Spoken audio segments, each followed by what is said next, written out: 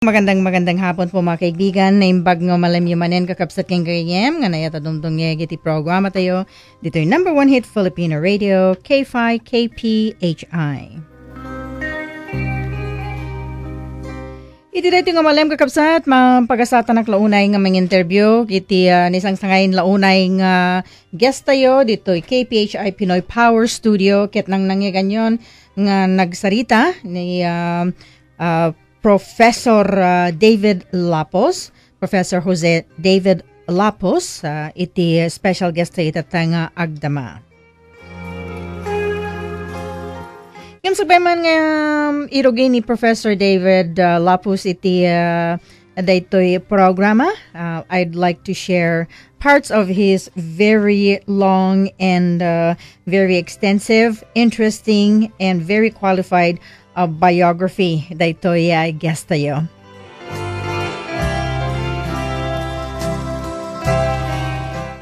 Professor Jose David Lapuz is a member of the Honor Society of Kphi Philippines, and he has been teaching at the Pontifical University of Santo Tomas in Manila for more than 3 decades. Professor Lapuz graduated cum laude from the University of the Philippines with a Bachelor's of Arts degree, major in political science, and a minor in history in 1963. Afterwards, he pursued a postgraduate course as a British Council Scholar in International Politics and Foreign Policy at the University of Glasgow in Scotland, United Kingdom. There, he took a specialized course in peace research and conflict resolution approach to international politics and relations at the same university in Scotland, United Kingdom. He was honored as the 10 Outstanding Young Men. He was a recipient for political science. Professor Lapuz has lectured in such universities as Harvard, Yale University, Eastern Washington University, East Carolina University, University of California in Los Angeles or UCLA, University of London, LSE Oxford University, State University of Leningrad, now Petersburg in the former Union of Socialist Soviet Republics, University of Moscow in the Russian Federation, and the Humboldt University of Berlin in Germany.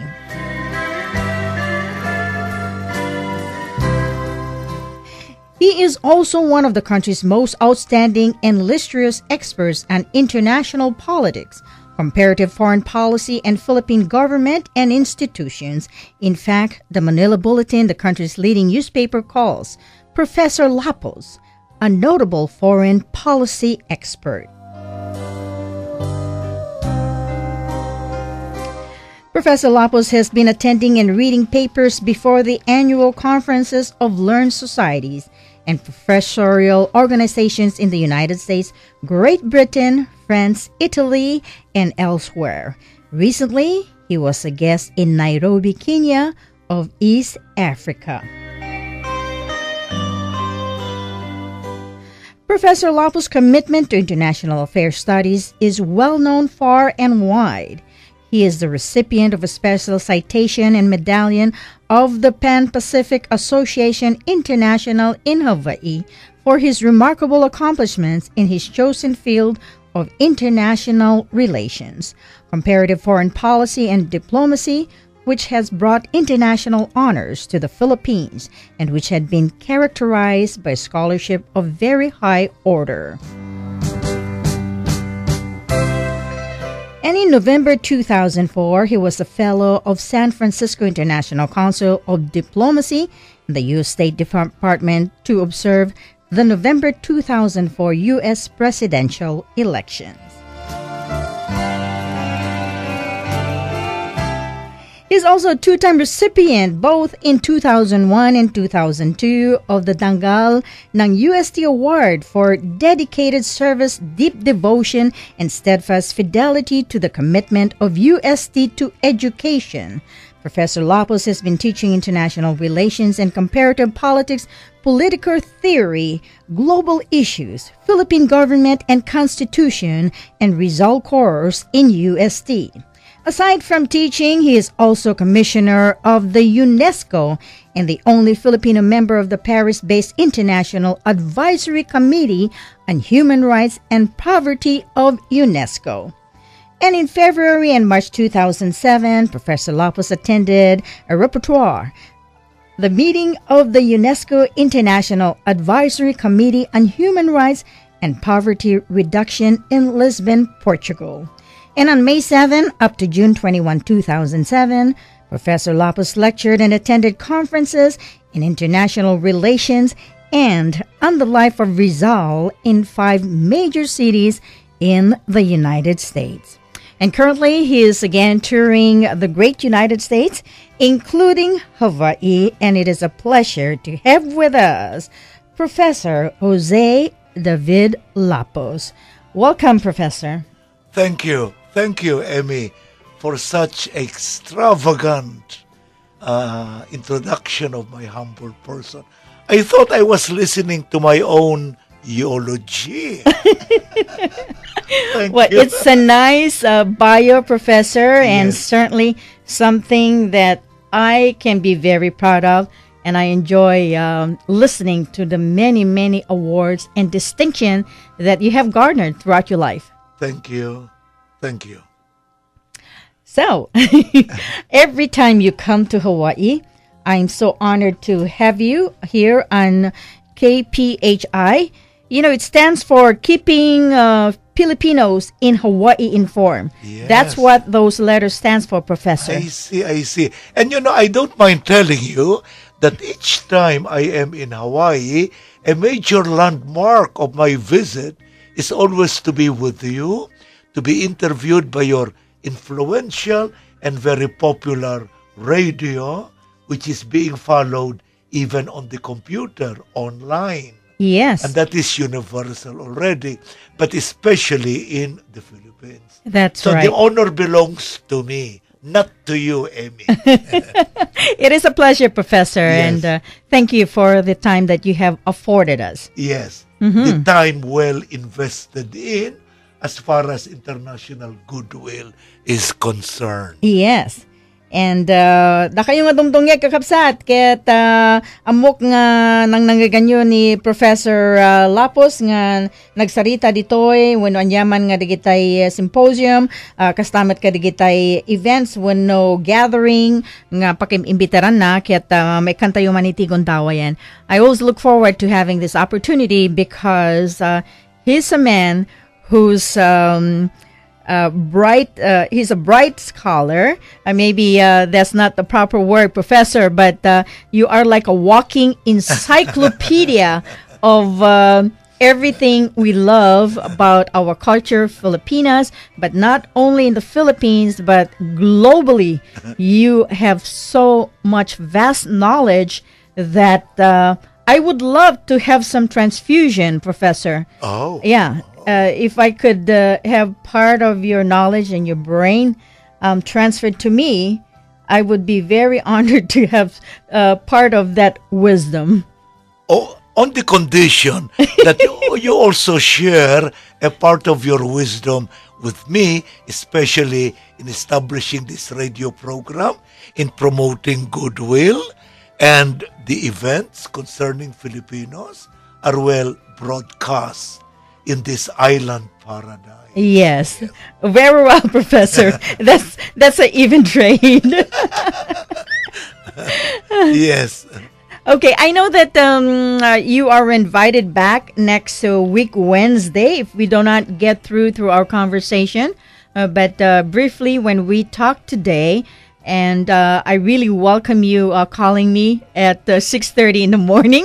You were bright and up and ready to go, Professor. Huh? Yes, I arrived just yesterday. Yes. From San Francisco. I also delivered lectures in San Francisco and in Los Angeles, and I would not miss Hawaii if only to touch base again with the influential and the beautiful Emmy Anderson.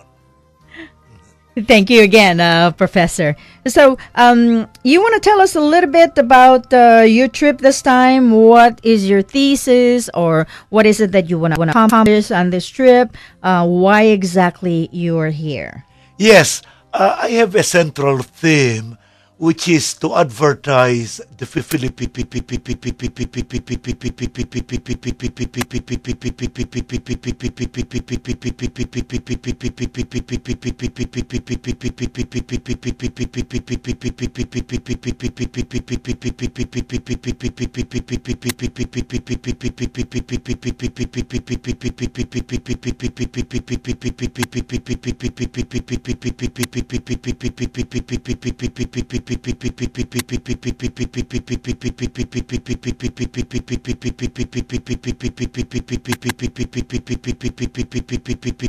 fictions. My purpose really is that of a scholar and a professor, which is to spread news about my country, the Philippines, what the Filipinos are like, although Filipinos are well known in LA, in San Francisco, in Hawaii, and they sometimes constitute the principal bulk of my audience. And I like it that way because it makes my visit less sad.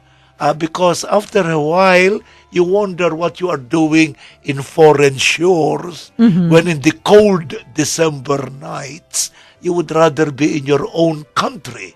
But duty calls. Yes. Duty calls. But I will be returning next week anyway to Manila, Philippines, in time for our Christmas celebration. That's right. Yes. But I think I will have a part of that because my friend Dr. Belinda Aquino.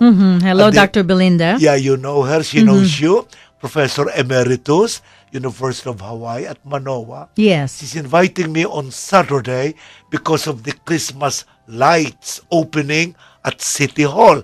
And I was telling her, I suppose most of those Christmas lanterns are coming from Pampanga. That's right. Because we are noted for Christmas lanterns. So I feel very much at home in Honolulu, Hawaii.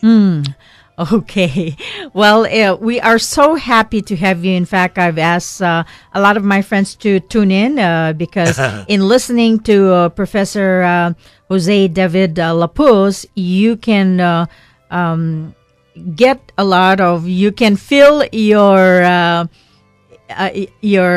head or your mind with so many wonderful things that the professor has to offer or to share with us. And in doing so, we get a lot of wisdom. And they are listening now, Professor. So I hope I deserve them. I hope what I will say will be worthy of their important attention. Okay, so let's go into the topic. Remember, we're talking this morning whether we're going to go into international affair or national as far as the U.S., or we can also go back into the Philippines. You pick the subject, Professor, and we will discuss it. As you please.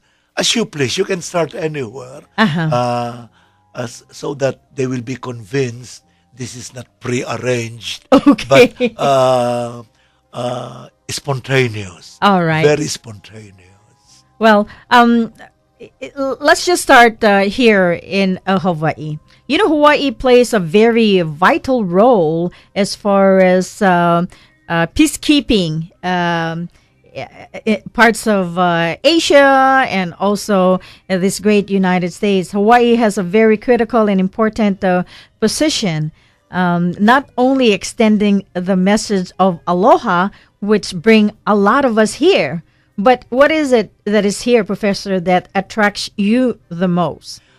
First, Hawaii is really a kind of Pacific gate to the United States. It is also a bridge, although Hawaii is a state of the United States. Secondly, a great number of our people are here, constituting the most populous of the ethnic races. A third is that Hawaii has a special history as far as Filipinos are concerned. the workers from the Ilocos, Yes. the Sacadas, transplanted themselves onto the shores, started what they have, and now you have Filipinos now, and formerly the governor was a Filipino. A number are member of the state congress and of the city council of Honolulu.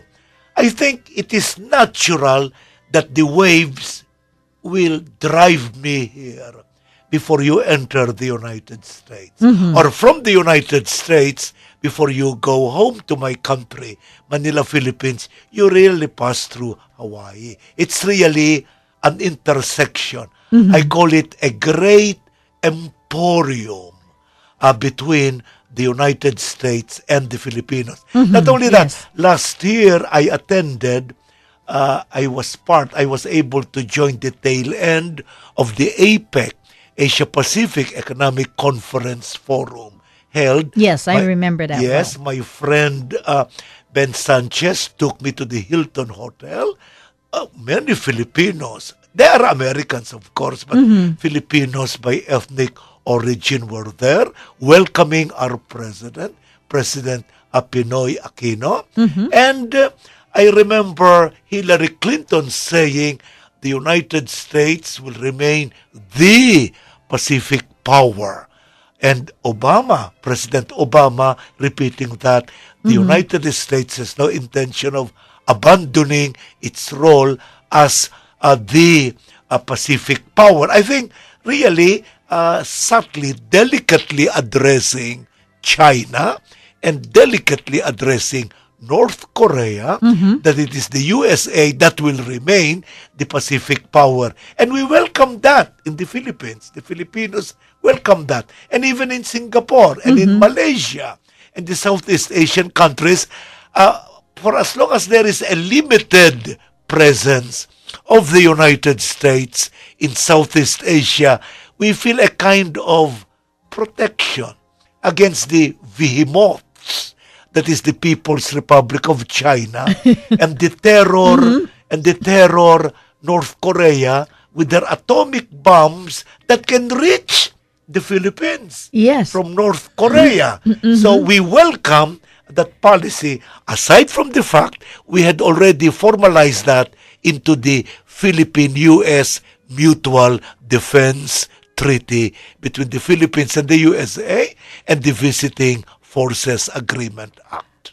Well, I'm a little bit concerned, Professor. I mean, although the United States would like to remain as the so-called powerful United States, as far as economy and where our nation is heading, with all the money that we owe, especially China, I'm concerned that we no longer are considered the powerful nation that we were once. What's your thoughts about China being what you've described, the behemoth or the dragon or the giant force that eventually will take over the world? Because that's where it's heading to, Professor. Well, my opinion there is, when we speak of power, which is military power, there is no country to contest the United States to this day as the greatest military and naval power in the world. Its defense budget is 10 times, is more than the budget of the 10 countries put together as far as military power is concerned. I think China knows that. North Korea knows that. Now, on the economic side, I think it is agreed there is a downside, but it is being addressed both by the Republican Party and the Democratic Party.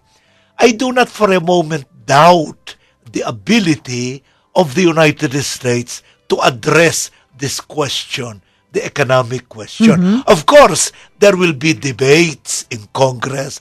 There will be debates on television and mass media, and that is good. But one thing about the Americans are capable of confronting the truth and addressing the challenge of growth. So I do not worry as far as the military side is concerned. As for the great indebtedness, trillions of the United States in China, this is also being considered, but I think it is also to the interest of China that you have those debts, because it is not to the interest of China that the USA will fall down the cliff, because it will affect Chinese global trade. There is that kind of interrelationship now between China and the United States, that if the USA goes down, China will also go down, to speak of economic relationship. And that is also true. If Chinese power economic goes down, the USA will suffer a reaction because of the complementary relationship economically between China. People's China and the United States.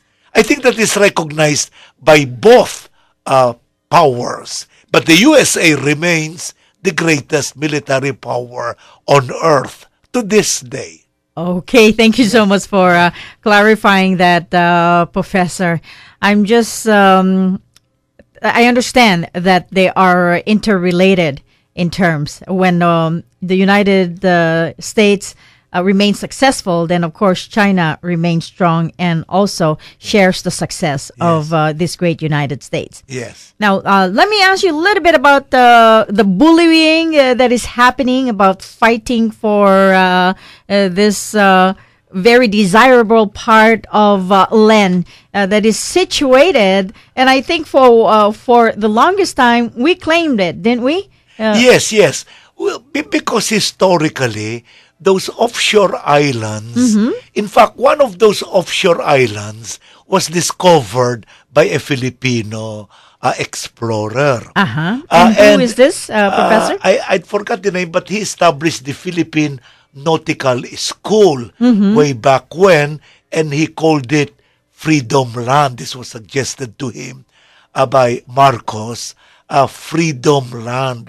But of course that is disputed because they are in the South China Sea. Yes. And China has declared South China Sea belongs to us.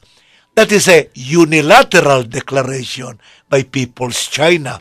South China Sea is an international water, and there is access to that because of the trade of Vietnam, Indonesia, Malaysia, the Philippines, Taiwan, and all the rest. In fact, we challenged China to present this case to the International Court of Justice because we felt very strongly on the strength of our legal position as far as these offshore islands are concerned.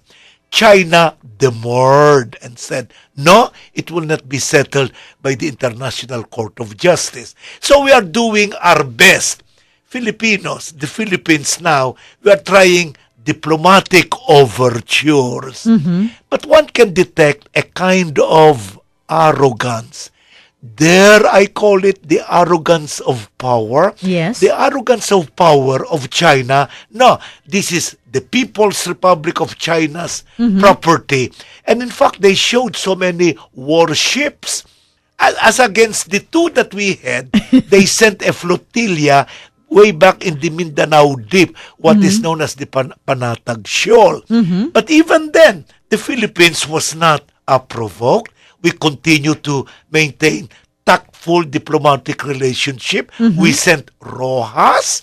We even sent Trilliana. And Pinoy Aquino sent Trilliana as a backwater to diplomacy. We are trying our best. But China is an intelligent and a very civilized great nation. She knows very well the historical and great relations between the Philippines and China. There were Chinese traders in the Philippines long before there were Spaniards. There were Chinese voyagers and explorers looking for the Filipino honey. So there was that relationship. China knows that. But China should simmer down because this is not a David and Goliath. we know we have no strength against People's China, Yes. but we appeal to the civilized opinion of mankind that this cannot be settled by outright gunboat diplomacy, for we are weak in that. Yes. And that is why, more or less, China will think twice before attacking the Philippines, because in the Philippine-U.S. Mutual Defense Treaty, it says in Article 4, an attack on the Philippines is an attack on the USA, which will call for immediate rescue on the part of the U.S. I think Hillary repeated that. Hillary said that in a forum before my university, the University of Santo Tomas. She also batted for Pacquiao, by the way, when she addressed that forum. And she said, the USA is behind you. And we have no reason to doubt that word, not the word of Hillary or the word of Obama. But we do not rely on that. We do not want great powers to intervene. We want this to settle bilaterally between the Philippines and the USA, speaking in civilized manners, not from a position of strength, but from a position of historical friendship, a position of historical amity and goodwill. Because we have nothing against the Chinese. For one, I love Chinese food anywhere I go. I have nothing against China at all. Well, there's a lot of the Chinese Chinoy that are in the Philippines. So if they attack us, Professor, they would be attacking their own kind. Yes. And by the way, the Chinese in the Philippines, they are members of the Chamber of Commerce and Industries. They are calling for diplomatic solution. The ambassador of China in the Philippines repeated that. So it has simmered down. There was a time it was very provocative. Yes, at one point. At one point, especially after that face-off on Luneta, where the visitors from Hong Kong made such a tragic, unfortunate fate. But we tried. There is nothing that cannot be resolved by polite and reasonable diplomatic conversations. It has simmered down. And I think Pinoy Aquino has also simmered down. I mean, he is not this gunboat ready to fight, but we are aware of our own limitations. We are a very, very small power. If power we can be called in relation to the giant whale, to the giant behemoth as the People's Republic of China, for which I have very high respect, because many of my friends are scholars in China. We invited them during the quadricentennial anniversary of UST, because there was a time many missionaries from Manila, Dominicans, went to China to try to evangelize.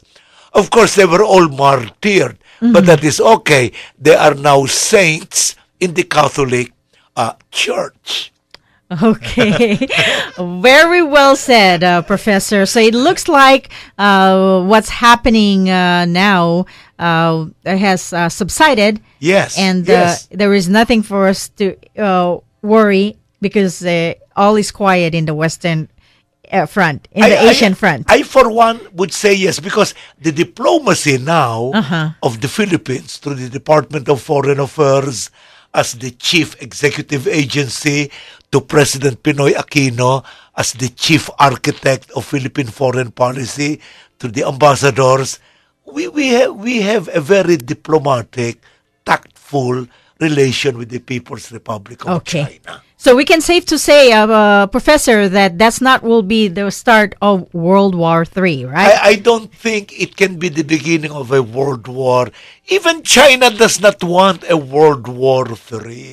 Believe you me, China is the second greatest economic power in the whole world. The second greatest. The USA remains the largest economy in the world. People's China is the second biggest. And China would not want to destroy that. Although I do not doubt the strength of China in defending her sovereignty and her right on what she conceives to be her sovereignty and her right. But China is a wise civilization. China is the oldest existing civilization And on monarchy. earth. Yes. Yes. Their people's democracy. Yes. Okay, we're going to continue our conversation, Professor. We need to go on a short break. Of course. In the meantime, mga kaibigan, dumdum kayo iti programa. It's a special program with Professor Jose David Lapuz. Dito nakalaling launay apo nga walking encyclopedia, if I may say. May panggap iti mapaspasamag iti na dumadumang nga partes hang like Joy Filipinas, but iti sa nga lubungan also globally. We'll be right back here on KPHI Pinoy Power Radio.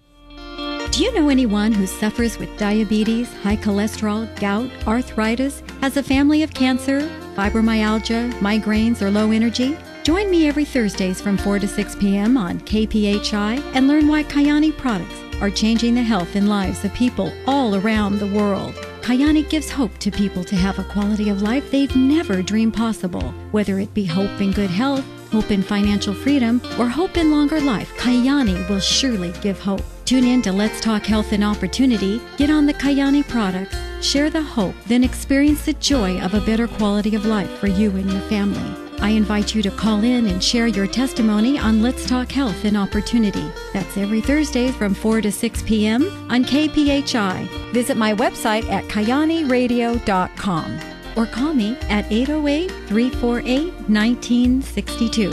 I'm Laura Thomas. Talk to you soon. Paska na! Naku, ang dami ko na naman palang padadala ng pera sa Pilipinas. Nauubos ang pera! Give a gift that keeps on giving. You know what they say, give a man a fish and he eats for a day. Teach him how to fish and he eats for a lifetime. Oo nga no? So, ano yun? Magregalo ka ng negosyo na pagkakakitaan. Gusto nyo bang magregalo ng negosyo na ang magagastos nyo ay wala pa sa 200? Kung wala pa sa 200, di pati sarili ko, reregaluhan ko rin. Basta masipag, matyaga, at maraming kilala. Hit na hit ito. Gusto mo bang malaman kung paano bago ka maunahan ng iba? Oo, I like that for me. Tumawag kayo para sa Unlimited Network of Opportunities. Unlimited Network of Opportunities. Sa 392-8230. 392-8230. 96.7 FM, AM 1130, OC 882, KPHI, Pinoy Power Radio.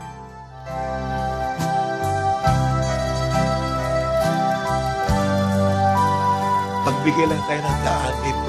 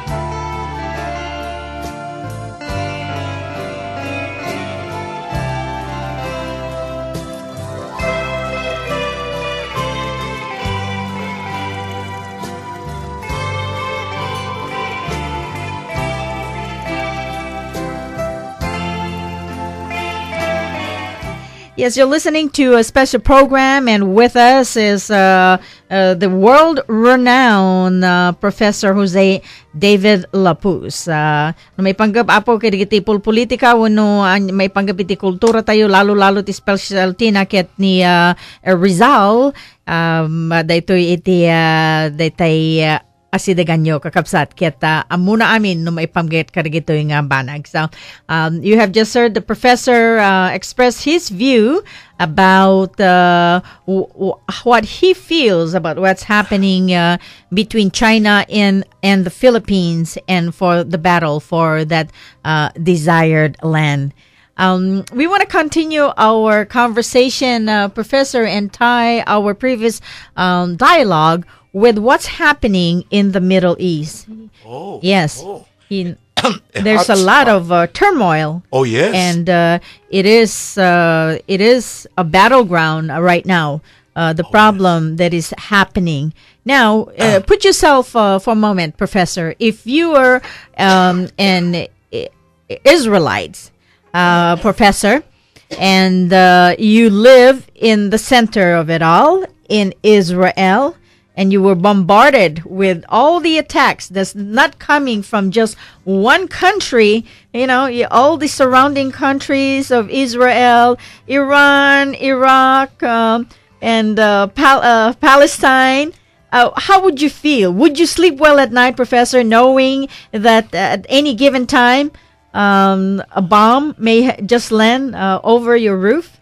Not only that, this is a country, by the way, Israel has the right to exist as Israel. That is a United Nations resolution way back in the Lord Balfour Declaration that created the State of Israel.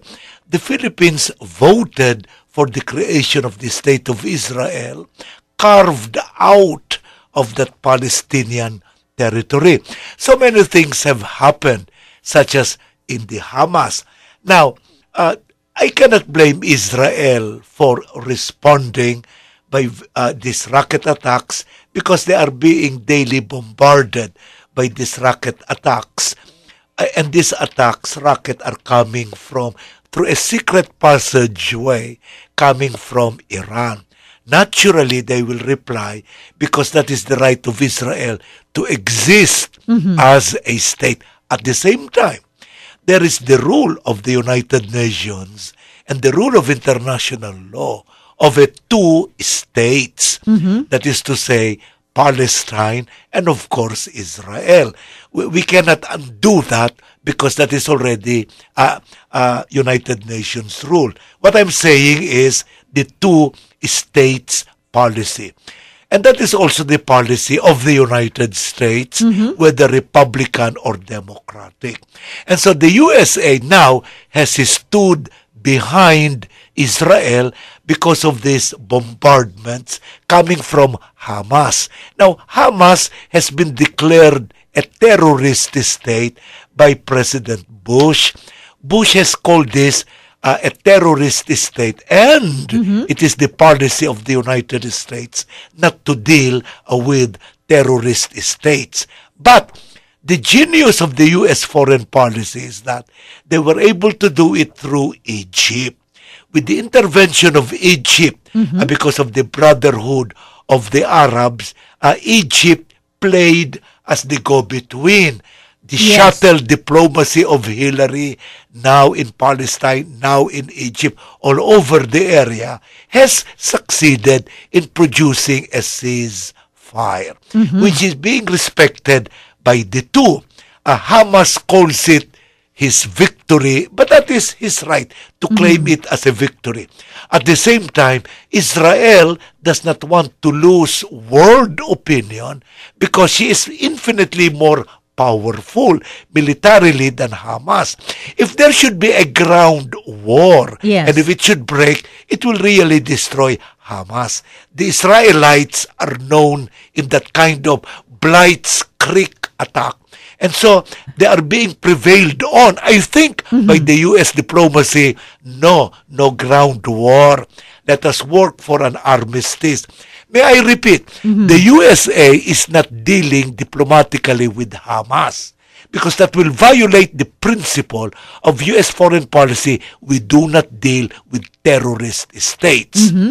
What we do is we bomb them, as Bush will say. But that is no longer the policy now. So what Hillary, a brilliant Secretary of State, and Obama, a brilliant Chief Executive President of the United States, they did. This is what we call backdoor diplomacy, shuttle diplomacy, secret diplomacy, because this is the last activity of Hillary, as she has declared she will step down to give way to new blood. New leadership. Yes, for the Secretary of State.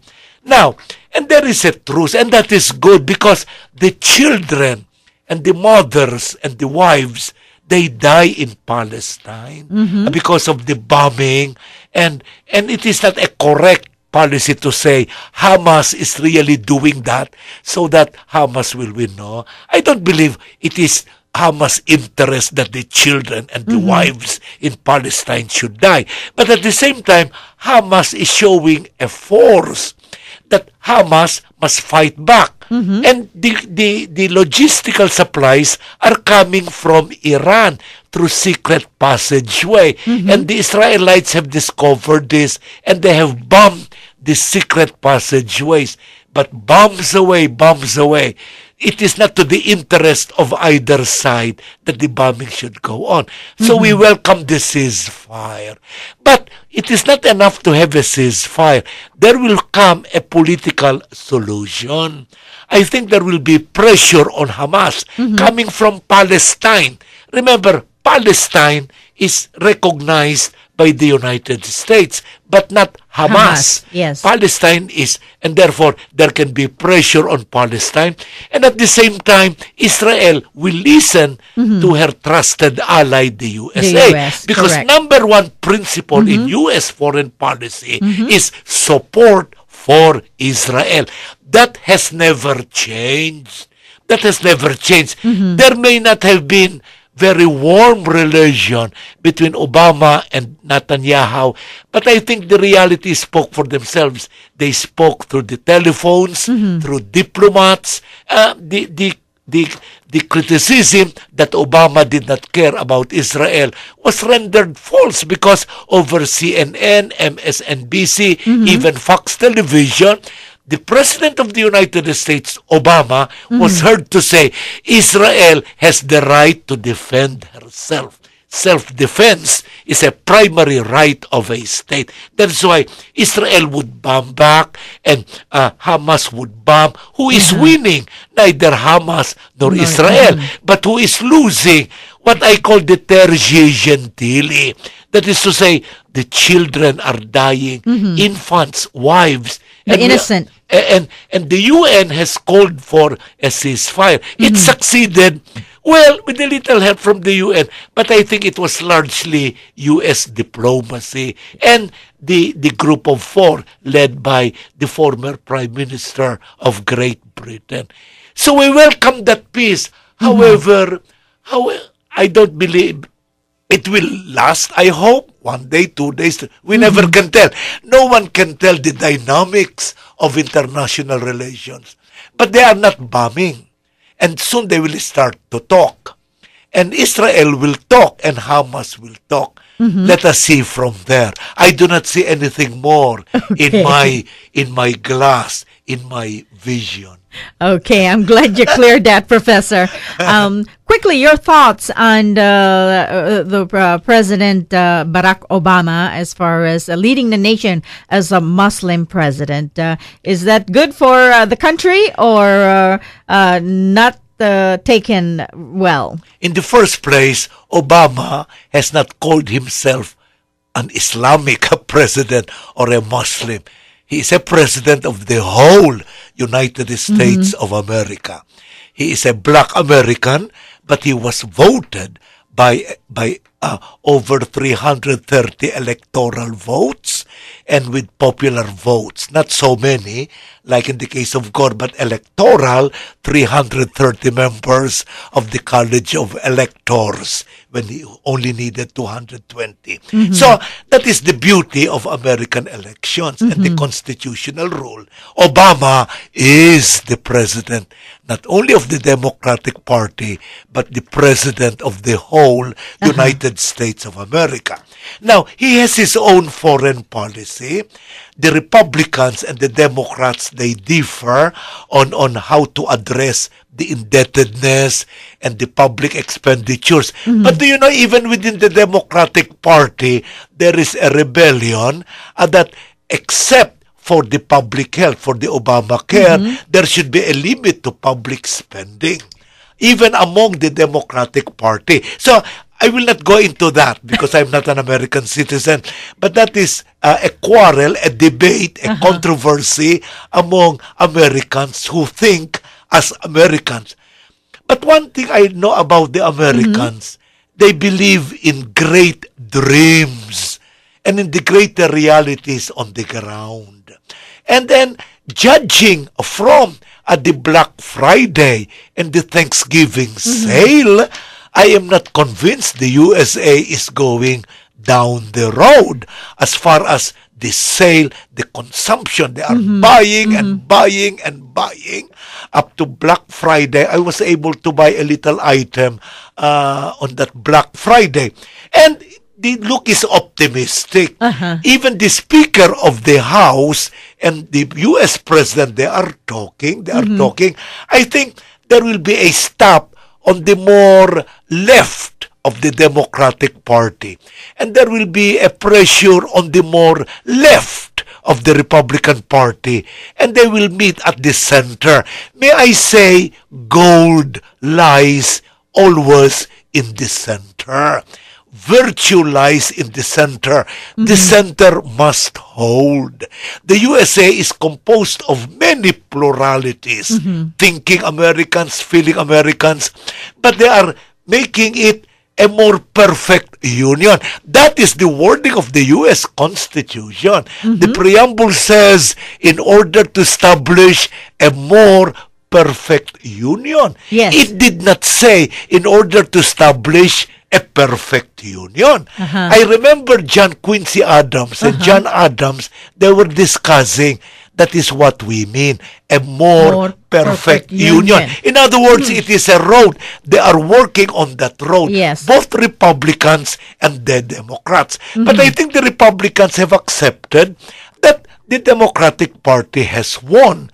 There is no contest on that. Well, there will be contest on the extreme right on both parties.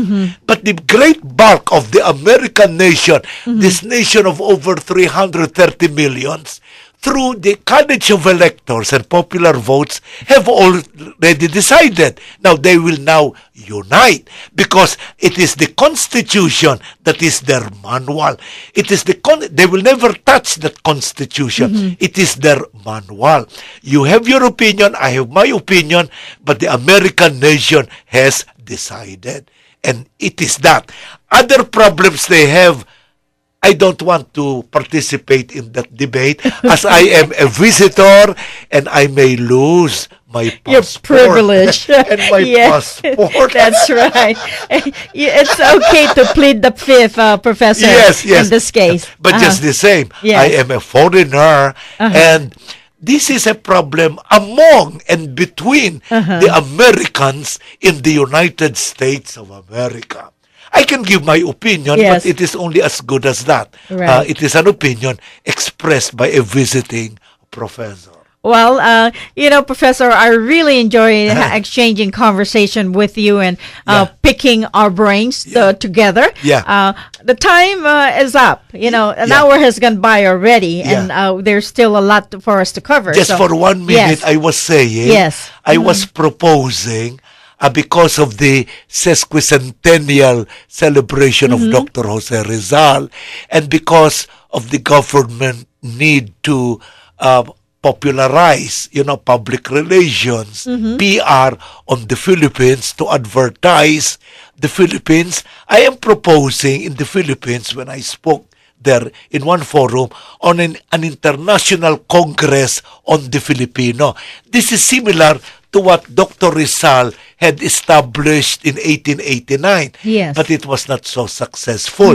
And I was proposing it could probably be held in Hawaii. Yes. Why Hawaii? Because there are so many Filipinos here. Probably the second greatest ethnic group in Hawaiian Islands. An international congress on the Filipino, which will study the Philippines again from the scientific, historical point of view. We have many professors here who are experts, led by my friend Dr. Belinda Aquino of the Center for Philippine Studies, University of Hawaii.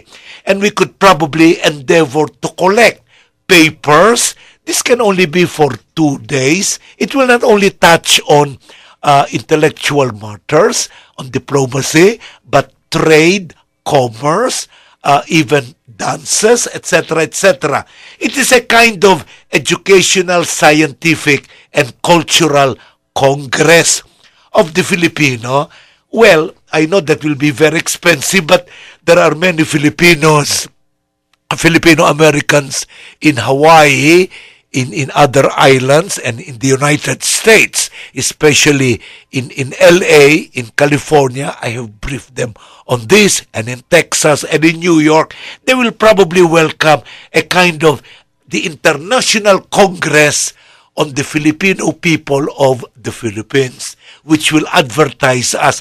Right now, the Philippines has received very affirmative grades from lending institutions. Many more investments are returning to the Philippines.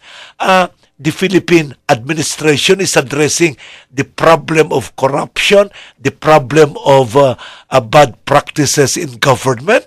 President Aquino has been voted with a great mandate from the Filipino nation. Probably it is the time to organize this kind of Congress. But why Hawaii? Why not the Philippines? Well, because the Philippines is so far off.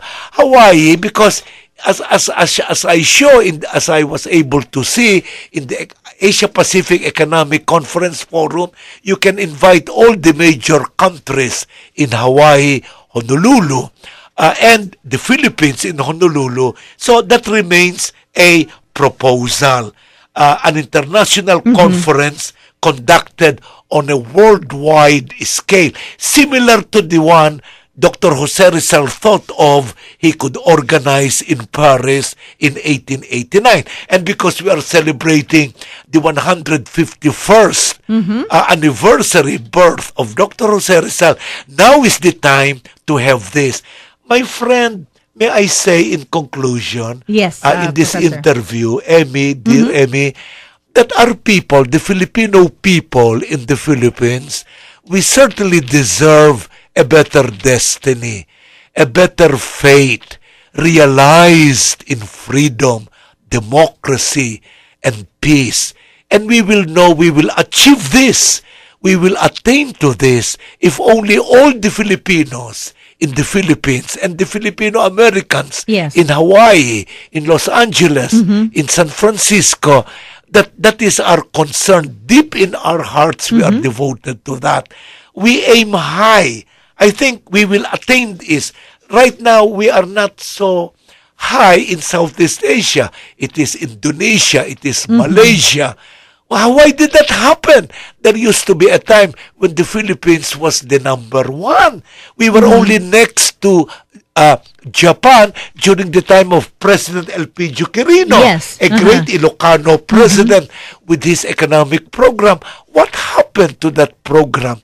That was the Liberal Party, the same Liberal Party in power now. So we can claim that because we deserve it and we have the right to attain it. We have to pursue, like the Americans, we must pursue great dreams and equate that with great realities. We are not just dreaming.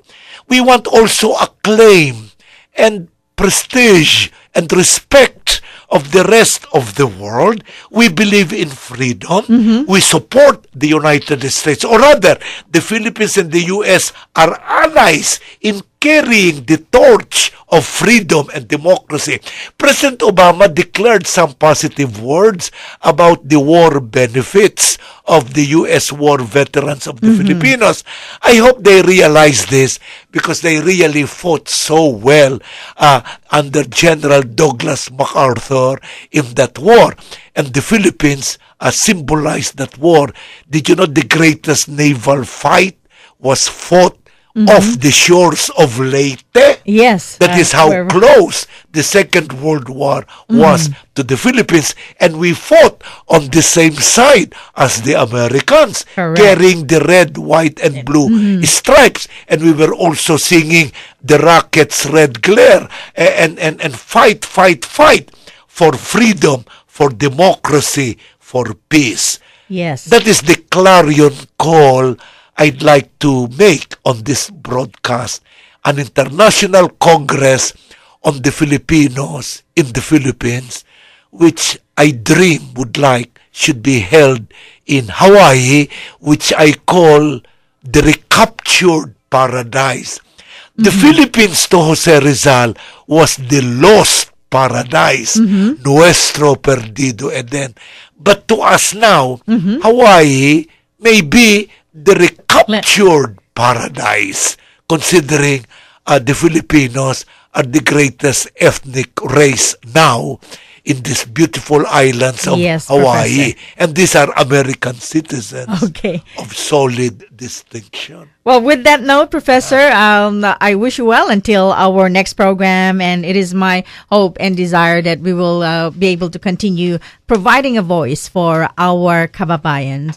Maraming salamat, mga kaibigan, for giving us this opportunity, and it is my sincere hope, Professor, that the desires of your heart and for the sake of our country, all these things that you hope dearly to happen will happen. It As will long happen. as we have the blessings of God and we stand united. And we have your broadcast Okay. to broadcast this idea.